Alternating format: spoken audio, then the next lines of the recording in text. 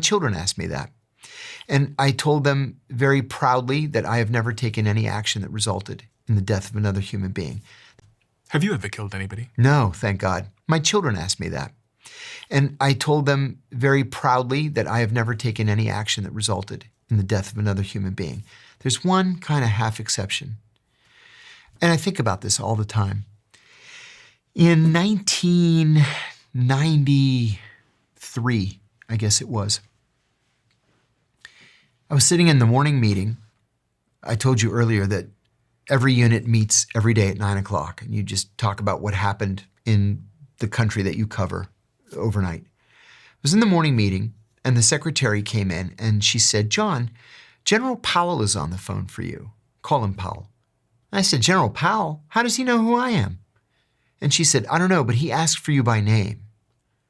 My boss is like, "Well, go answer the phone." So I went to my desk and I said, "Good morning, General Powell. This is John Kiriakou."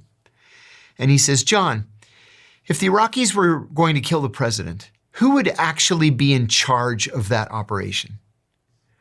And I said, "Well, if you're talking about the attempt to kill President Bush, George H.W. Bush, he had been visiting Kuwait."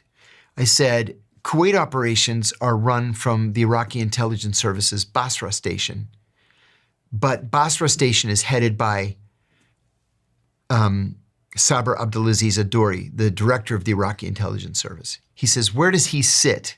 I said, "Baghdad." "Where exactly in Baghdad?"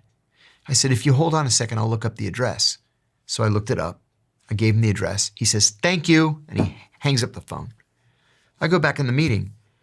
They were like, "What did he want?" I said, "He wanted to know about Sabra Adori and the attempt to kill President Bush." I'm like, okay. 8 hours later, we fired 47 cruise missiles into Iraqi intelligence service headquarters. But by then it was the middle of the night in Baghdad, and we killed the janitor. So the next day, I said to my boss, "I killed that janitor." And he said, "I knew you were going to say that.